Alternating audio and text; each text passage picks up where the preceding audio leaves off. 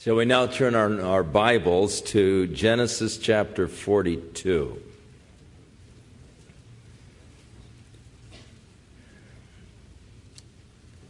A brief synopsis of the story up to this point.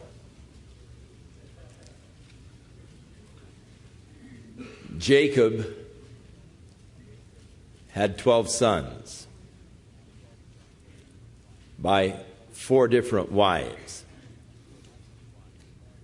The wife who he loved dearly, Rachel, bore him 2 sons. Because of his love for Rachel, they became his favorite sons. And they were 2 of his youngest sons, Joseph and Benjamin. The sons of Jacob were not too honorable. Joseph was. But there developed a friction between the boys because of the dishonor of the older sons and the honor of Joseph. They were treacherous, they were cruel. Joseph was more compassionate. They were jealous of Joseph, of his father's obvious favoritism. Joseph had a couple of dreams, made them really angry. He dreamed that he and his brothers were out in the field binding their sheaves of barley, and his brothers' sheaves all bowed down to his. Really upset them to think that they would bow down to Joseph. Then later he dreamed that the sun, moon, and stars bowed down to him.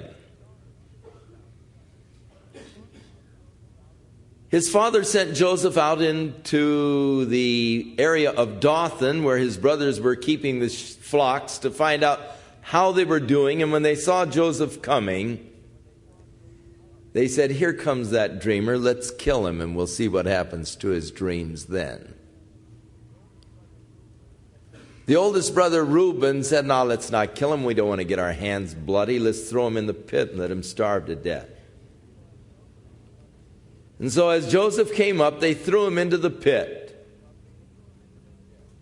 And he begged for mercy, asked him to bring him out and all, but they just had no heart towards him whatsoever. And then when they saw a caravan heading towards Egypt, Judah suggested that maybe they should sell him as a slave.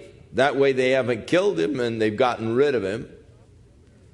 And so they stopped the caravan and they sold their brother Joseph for 20 pieces of silver, who was taken then by these traders down to Egypt, where he then was auctioned and bought by a man whose name was Potiphar, who was the captain of the guard for the Pharaoh.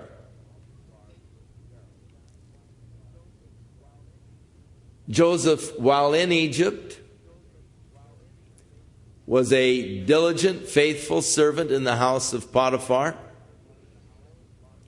Potiphar was blessed because of Joseph's diligence, but his wife cast lustful eyes upon him and sought to seduce him. When Joseph refused to be seduced, one day she grabbed him by the coat, tried to disrobe him and force him into bed, and he fled from the house, leaving the coat in her hand, and she, being scorned, began to cry rape, and reported to the servants and then later to her husband that Joseph had attempted to rape her. As a result, Joseph was thrown in jail. He was 17 years old at the time that his brothers sold him as a slave into Egypt. Just how long he was a servant in Potiphar's house, we don't know, presumably 10 years. While he was in prison, he was a model prisoner. Soon they made him sort of the head over the prison, and he had charge of all of the other prisoners. During that time, the butler and the baker were cast into prison because they had come into disfavor with the Pharaoh. That is the Pharaoh's butler and baker, and they both of them had dreams which Joseph interpreted, in which the butler was to be restored to his position, the baker was to be hung. The dreams came to pass. Joseph said, when you come into the Pharaoh, don't forget me. Tell him about me. But he forgot Joseph, and Joseph remained for another 2 years there in the prison, until the Pharaoh had a dream. And he called his wise men and his magicians in to interpret the dream for him, to tell him what it meant. And they were unable to do so, and then suddenly the RNA began to buzz in the brain of this butler, and he said, "Oh, King, I've done a horrible thing. There is a man of the Hebrews, he's in prison, and he is able to interpret dreams. The baker and I both had dreams, and he interpreted them, and it came to pass as he said. He could interpret your dream for you." And so they ordered Joseph to be brought quickly, and he shaved and came in before the Pharaoh. And the Pharaoh said, "I understand that you can interpret dreams." And Joseph said, "Not really, I can't, but God is able to give to the Pharaoh an answer of peace. What is your dream?"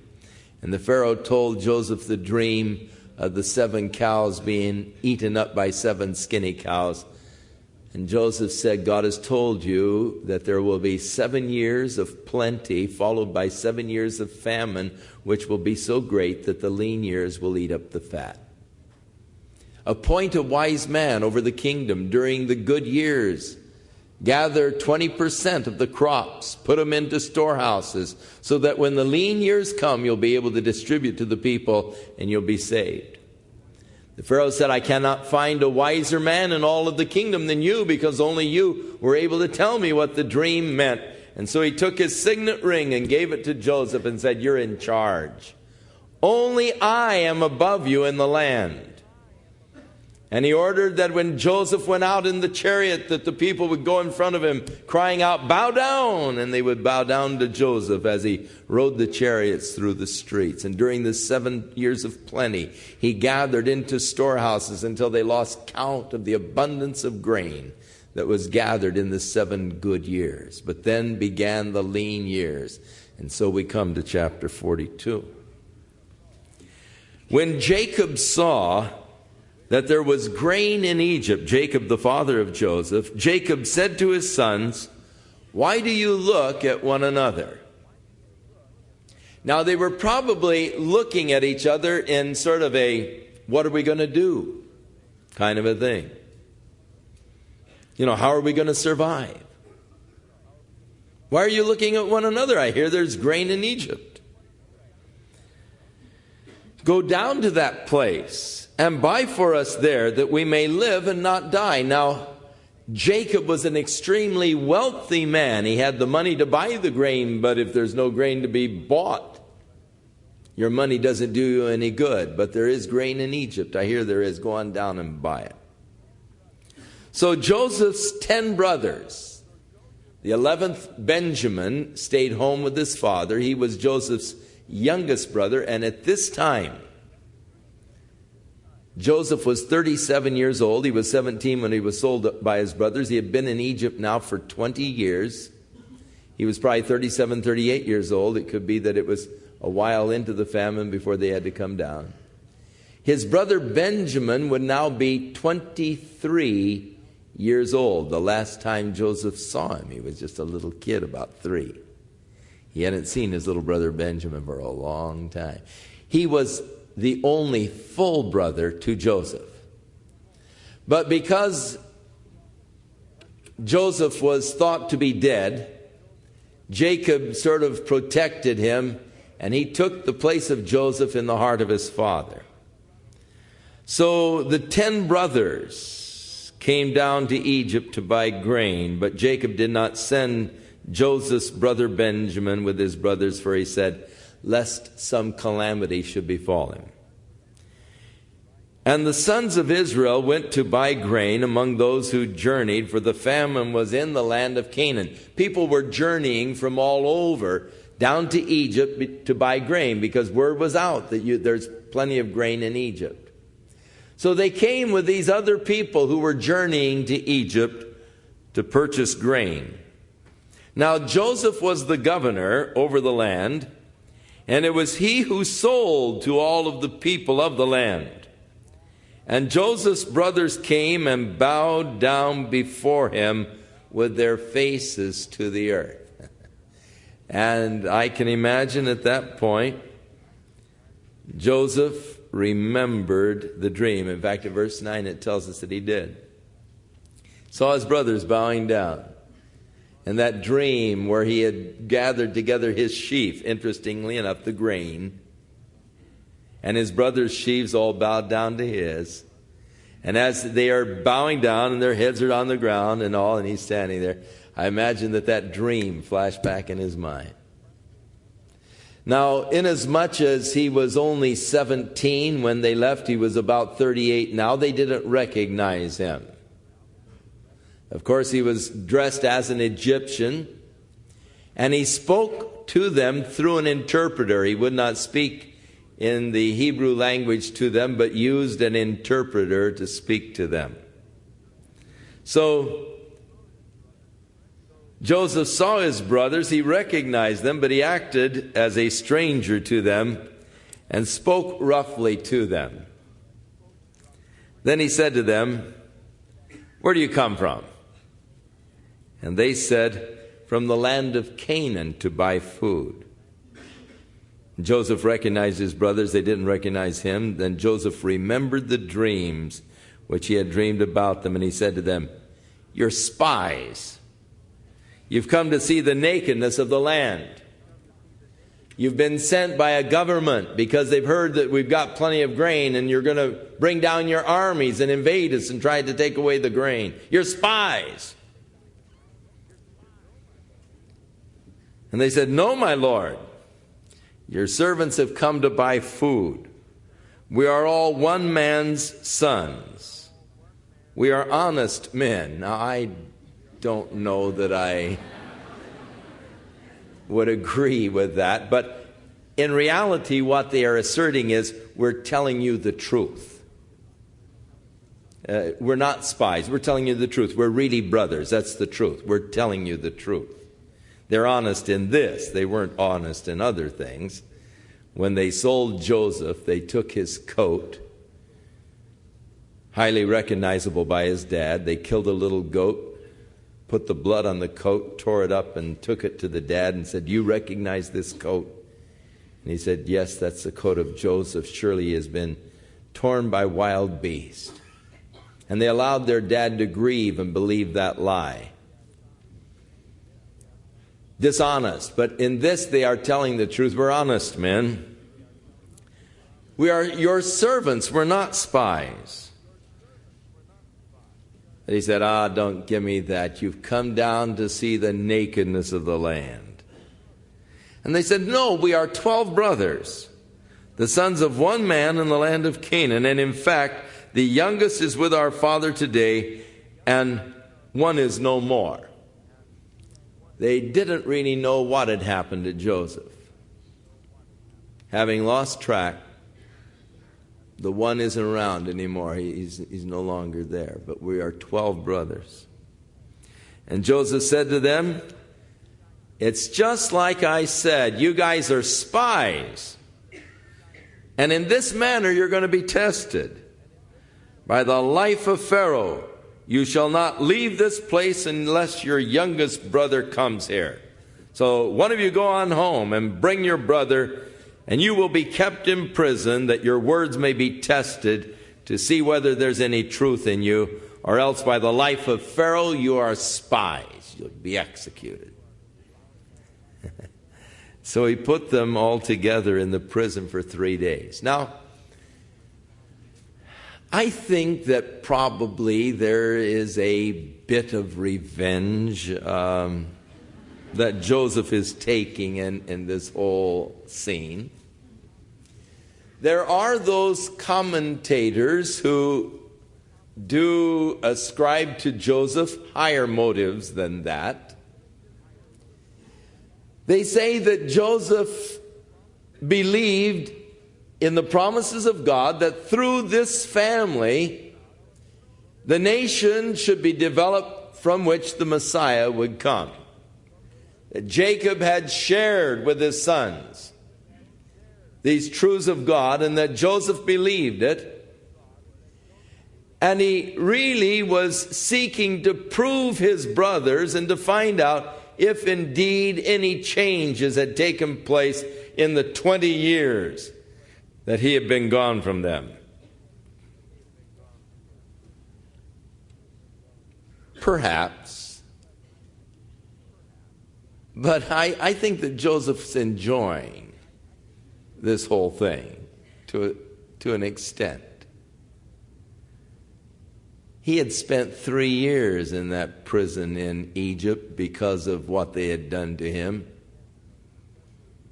He had spent several years in servitude to Potiphar. The last 7 years have been good, and the 2 children that he had during the 7 good years, he named the first one Forgetting, because God has caused me to forget all of the toil and the grief that I had.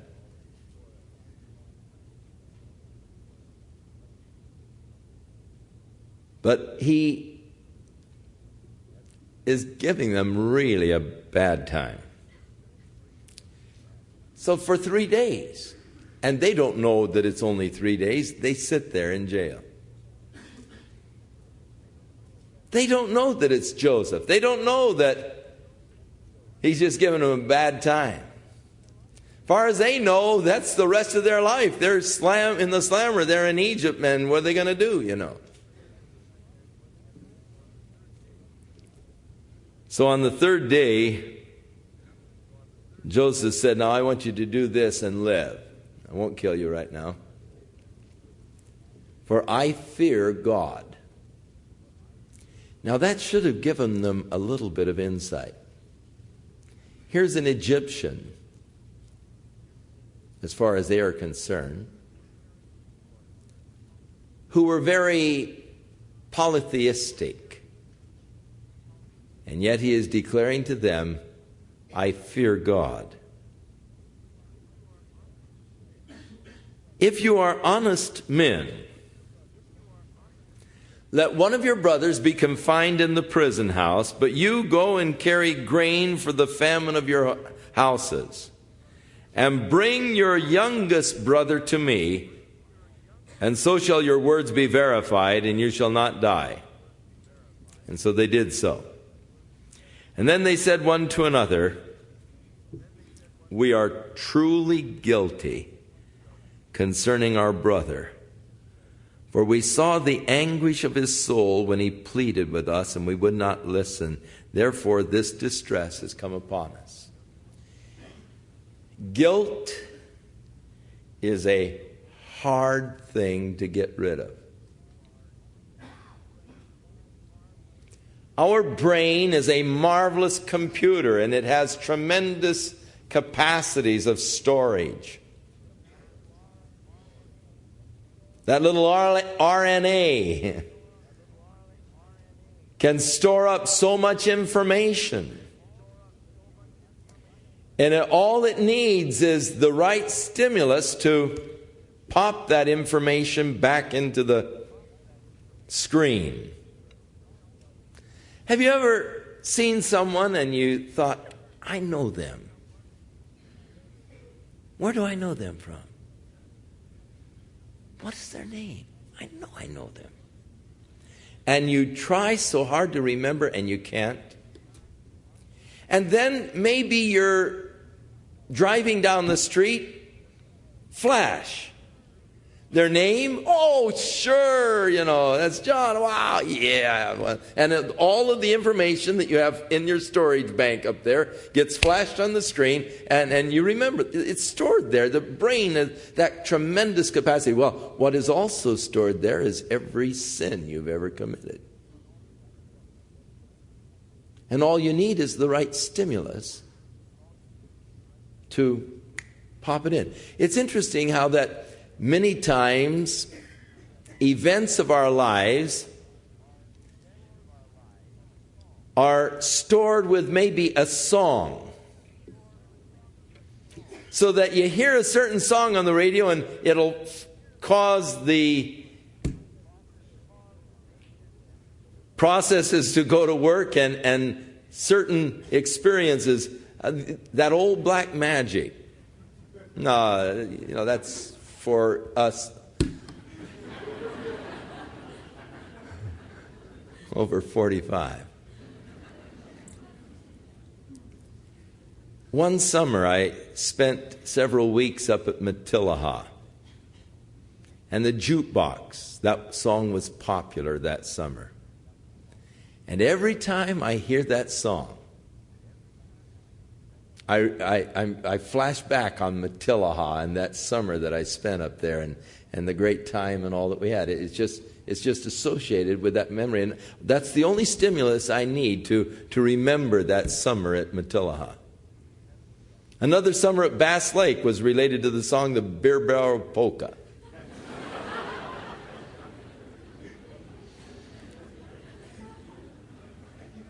And it'll trigger a flood of memories.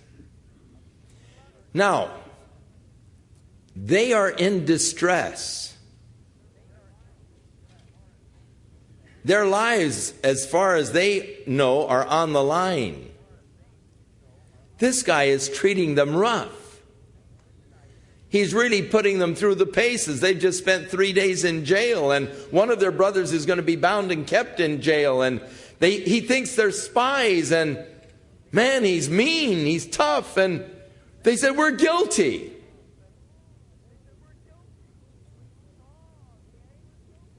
We saw the anguish of his soul, and we didn't do anything. We didn't listen to his pleas. We're getting what's coming to us, and they realize that though they had tried to get rid of the sense of guilt for what they did to their younger brother, still it is coming back and haunting them. Guilt is so hard to get rid of. You may think that you have repressed it. You may think that, you've gotten that out of your mind and now you're free, but given the right set of circumstances, and that haunting guilt is still there and rises as a specter. But it's so important to get rid of guilt. From a psychological standpoint, guilt creates the subconscious desire for punishment, which is manifested in self-injury accidents or in neurotic behavior patterns. Guilt can drive you crazy. It can make a nut out of you. It can make you do nutty things.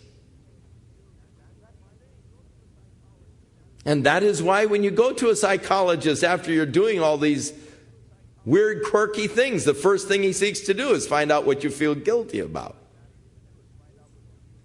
Gives you a battery of tests.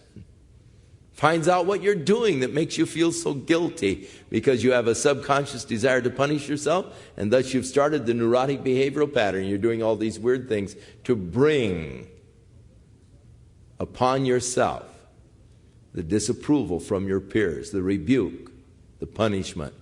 Because subconsciously, I desire to be punished because I know I did wrong. From a spiritual sense, guilt will destroy you. The wages of sin is death.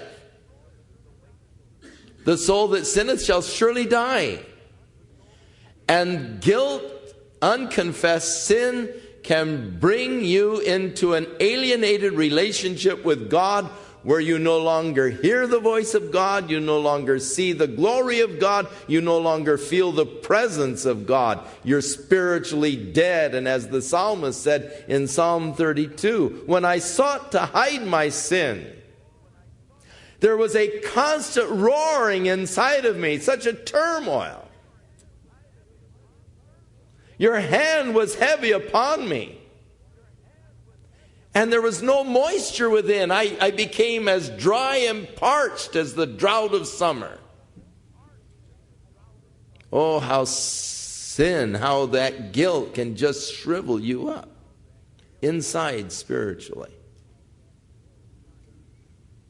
You've got to get rid of it. These guys had carried it for 20 years. For 20 years they had hid their secret. And now, faced with real problems, it's still there. We're guilty. Of what? 20 years ago. Wait a minute. 20 years. But it hangs on until it is removed. And the only thing I know that can effectively remove guilt is the blood of Jesus Christ. If we confess our sins, He is faithful and just to forgive us our sins and to cleanse us from all unrighteousness. For the blood of Jesus Christ, God's Son, cleanses a man from all sin. It'll do for you what no psychologist can do. It'll wash the slate clean. You've got to get it washed. Otherwise, psychologically, it'll make you a neurotic, and spiritually, it will destroy you. Reuben, the oldest brother, answered them, saying, "Didn't I speak to you? Didn't I tell you, don't sin against the boy? You wouldn't listen. No, right. Now look what you've done. Therefore, his blood is now required of us. Told you guys to let him alone. You wouldn't listen to me, would you? Now look what you brought on us." Reuben, he's trying to exonerate himself. And indeed, if you go back in the story, it was Reuben who talked them out of killing him and to throw him in the pit. And Reuben had intended to come back and get him out of the pit and send him home. So in essence, Reuben is innocent in this and was going to help Joseph. And had went away when the brothers sold him. When he came back and Joseph was gone, he was extremely perturbed. So Reuben is indeed innocent in this, and he's reminding them now of how he warned them, and now look what you've done to us. But they did not know that Joseph could understand all that they were saying. For he spoke to them through an interpreter. And it was really too much for him. He turned himself away from them and he began to weep. Then he turned back to them again and he talked with them, and he took Simeon from them and bound him before their eyes. Had them bind Simeon up before their eyes. They're still acting tough and gruff. And, carry him off to prison. I suspect that Simeon was the ringleader in selling Joseph and in killing Joseph. He was probably the guy. See, Reuben was the oldest brother. He was seeking to protect Joseph. Simeon was the next oldest, and I believe that he was the inspirer of the conspiracy against Joseph. Judah was trying to protect Joseph too. He's the one that suggested, let's not kill him or let him die here, let's sell him, that his blood won't be on our hands. But I think that Simeon was the one behind the whole thing, and so Joseph is going to get Simeon now. Bind him up, take him off to jail. You guys get your grain and get out of here. So Joseph gave the command to fill their sacks with grain and to restore every man's money in his sack and to give them provisions for the journey. Thus he did for them. So they loaded their donkeys with grain and departed. But as one of them opened his sack to give his donkey some feed when they had made camp, he saw his money, and there it was in the mouth of his sack. And so he said to his brothers, "My money's been restored. It's there in my sack." And their hearts failed them, and they were afraid, saying to one another, what is this that God is doing to us? Oh man, guy's going to think that we ripped him off, stole the grain. How are we ever going to go back and face that guy? Then they went to Jacob, their father, in the land of Canaan, and they told him all that happened to them, saying, the man who is the Lord of the land spoke roughly to us, and he took us for spies of the country. But we told him that we were telling him the truth. We were honest men. We weren't spies. We are 12 brothers, sons of our father. One is no more, and the youngest is with our father in this day in the land of Canaan. But then this man, the Lord of the country, said to us, by this I will know that you are telling the truth. Leave one of your brothers here with me. Take food for your famine and for your households, and be gone. And bring your youngest brother to me. So shall I know that you are not spies, but that you are honest men.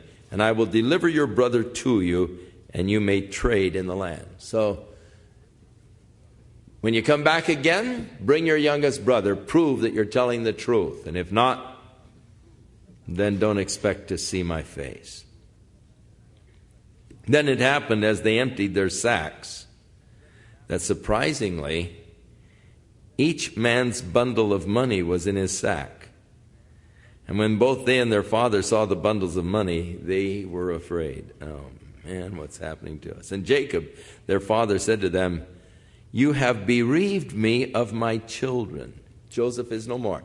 Now, it would seem that Jacob is sort of suspicioning these fellows. He is accusing them of bereaving him of his children. So it could be that somehow Jacob came to suspect them in regards to Joseph. You've bereaved me of my children, for Joseph is no more. Simeon is no more, locked up in jail in Egypt. And you want to take Benjamin away. All these things are against me. As far as he could see, yes. And we so often with Jacob, with our limited vision, with our inability of seeing past today, we look at the circumstances of our life and we say, everything is going against me.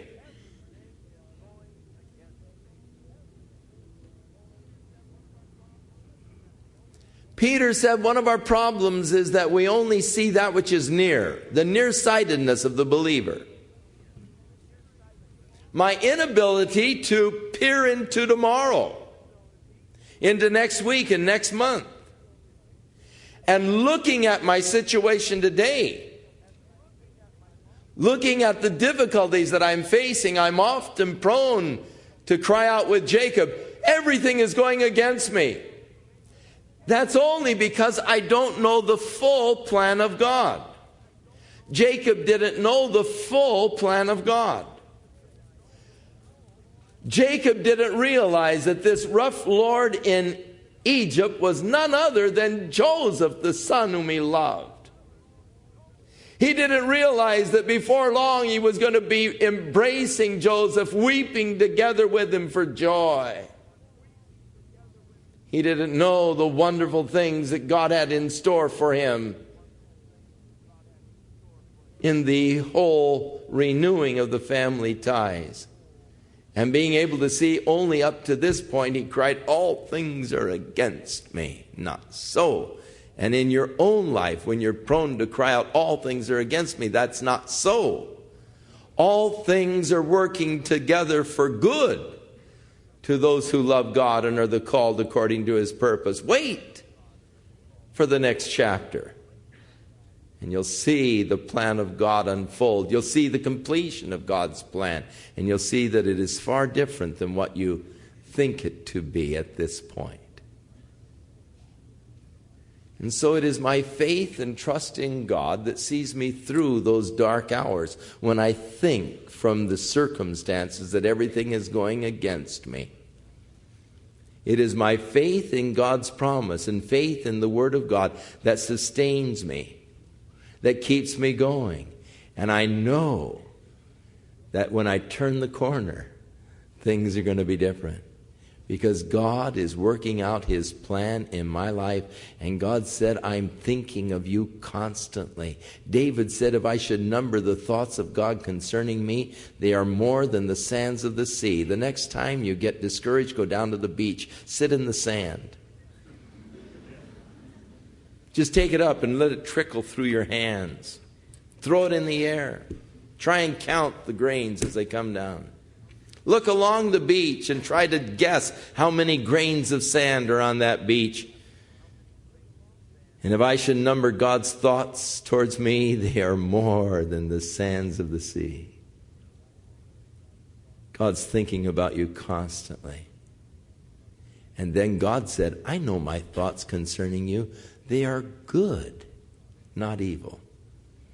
God isn't thinking, well, now how can I really teach him a lesson that he'll never forget? And what kind of miserable thing can we put him through now, No. God is thinking of how to bless you and how to show his love. How can I demonstrate to them that I really care, that I am in control, that I love them? And God's thoughts to you are good, not evil. Oh, how glorious. To be a child of God. To be under the Father's care and concern. He thinks about me constantly.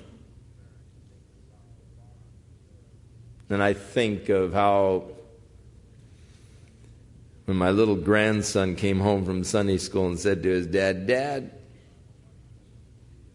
is it true that God's watching me? Chuck said, why would you ask me that, William?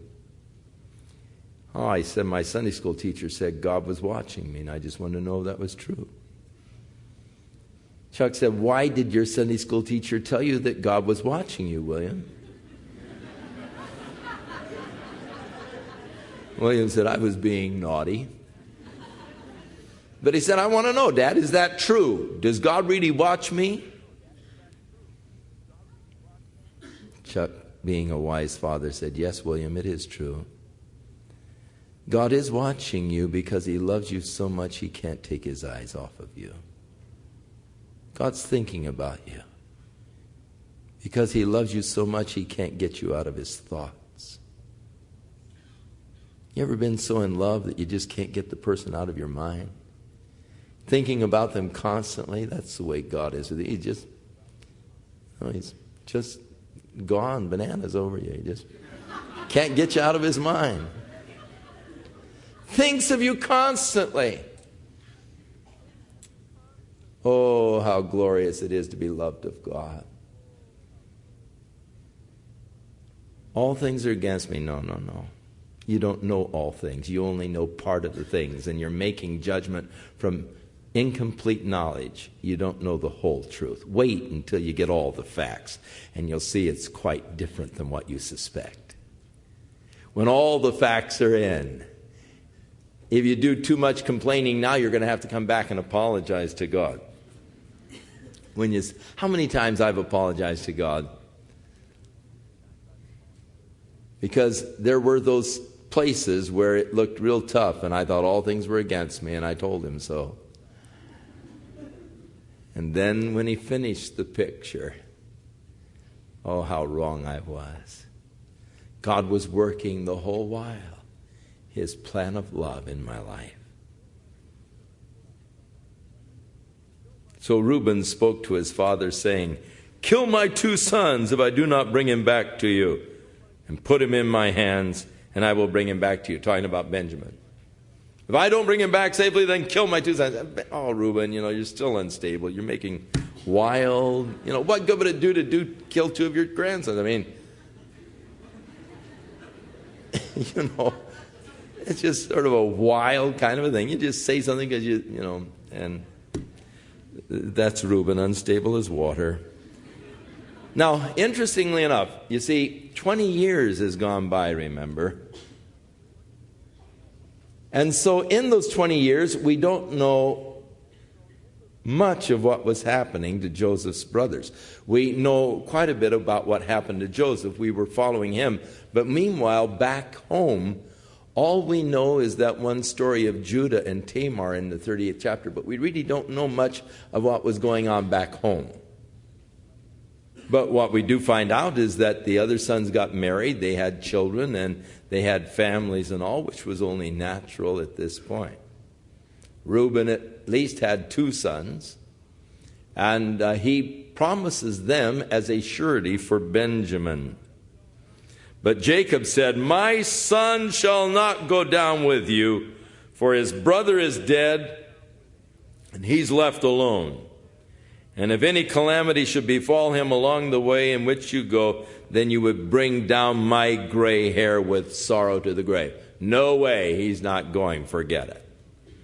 Now the famine was severe in the land, and it came to pass when they had eaten up the grain which they had brought from Egypt, that their father said to them, "You better go back and buy us a little food." But Judah spoke to him, saying, "That man solemnly warned us, saying, 'You'll not see my face unless your brother is with you. If you send our brother with us, we will go down and buy you food. But if you don't send him, forget it. We're not going down.' For the man said to us, 'You're not going to see my face unless your brother's.'" You don't understand, Dad, what's going on down there. That guy is mean. Guy's tough. And we're not going to go down.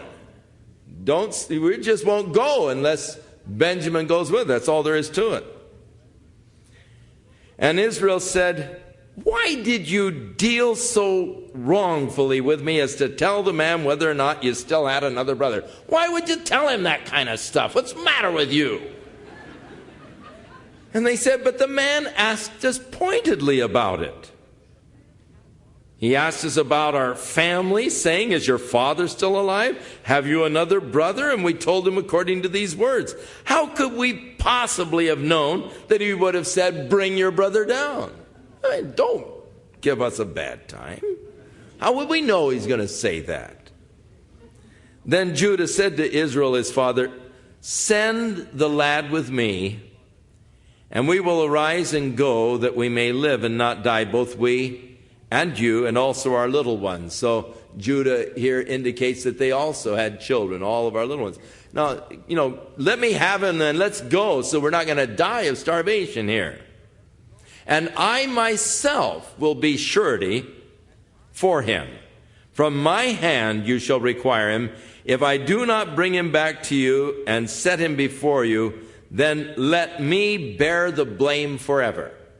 I'll take the personal responsibility for him. Hold me personally responsible.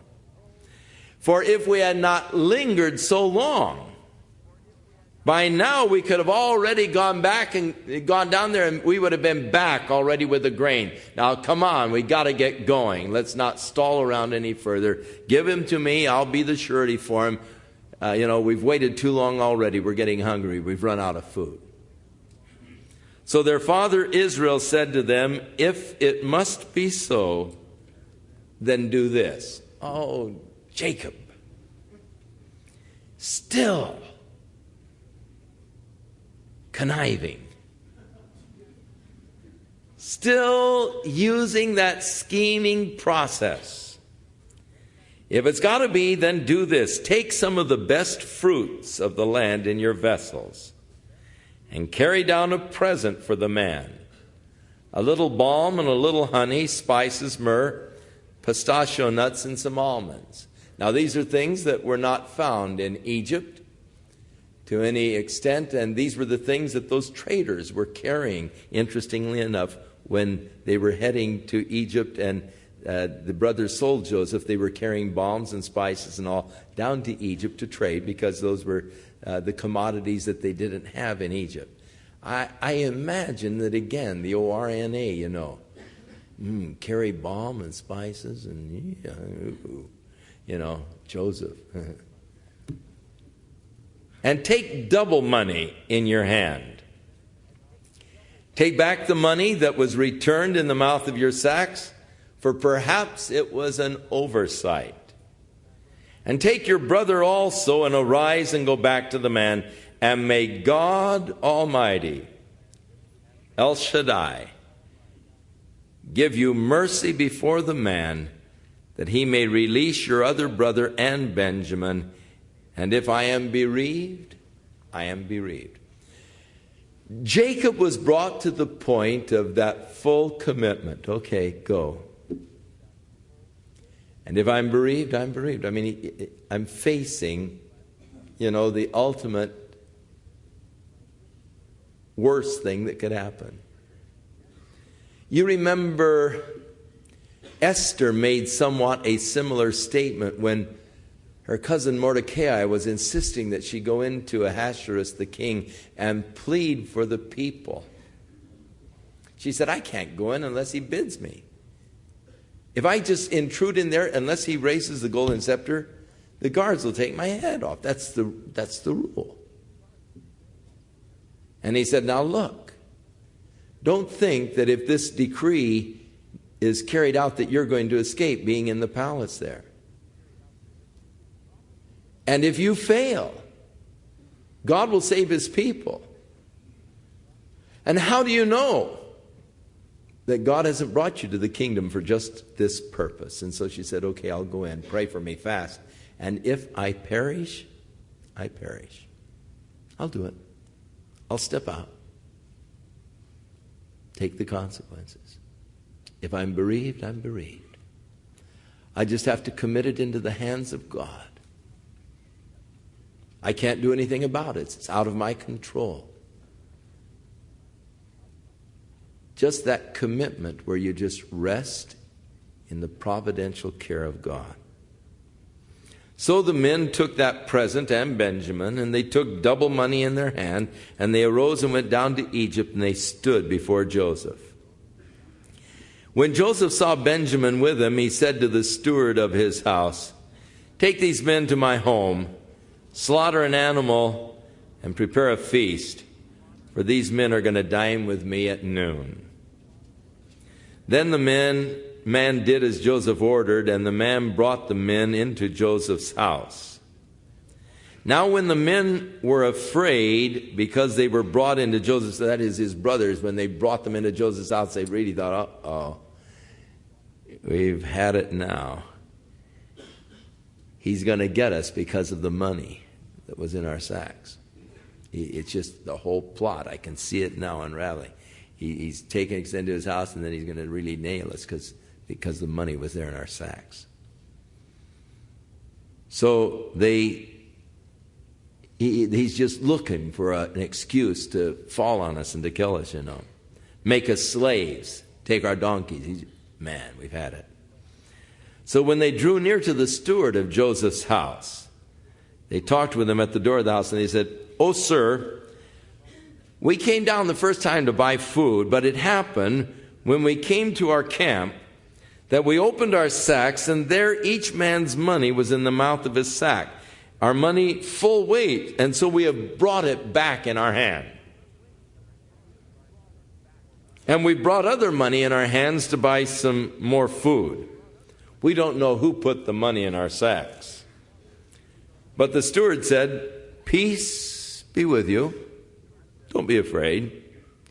Your God and the God of your father must have given you the treasure in your sacks, because I had your money." And then he brought Simeon out to them. So the man brought the men into Joseph's house, and he gave them water, he washed their feet, he fed their donkeys. And then he made the present ready for Joseph's coming at noon, and they heard that they were going to eat bread there. And when Joseph came home, they brought him the present which was in their hand into the house, and they bowed down before him to the earth. Then he asked them about their well-being. And he said, "Is your father well, the old man of whom you spoke? Is he still alive?" And they answered, "Your servant, our father, is in good health. He's still alive." And they bowed their heads down and prostrated themselves. Then he lifted his eyes and he saw his brother Benjamin, his mother's son, and he said, "Is this your younger brother of whom you spoke to me?" And he said, "God be gracious to you, my son." Now, he wasn't old enough really to be, Joseph wasn't old enough to be his father, but yet he was the younger brother of Joseph, a full brother. 23 years old. Joseph hadn't seen him since he was, probably 24 at this time. Joseph hadn't seen him since he was 3 years old. That's my brother, my full brother. God be gracious to you, my son. Now, his heart yearned for his brother. He wanted so bad to go over and just hug him, kiss him. His heart yearned. So Joseph made haste, looked for a place to cry. And so he went into his chamber and he wept there, overcome with emotion. But then he washed his face. He still had to carry out his little plan here. And he restrained himself and he said, "Serve the bread." So they set him in a place by himself, and them by themselves, and the Egyptians who ate with him by themselves, because the Egyptians could not eat food with the Hebrews. That's an abomination to the Egyptians. So there were 3 tables. Joseph had his own table. The other Egyptian guests had a table for themselves, and then his brothers all had their table. And they sat before him, the firstborn according to his birthright, and the youngest according to his youth. And the men looked in astonishment at one another. When Joseph set them at the table, he set them according to their age around the table.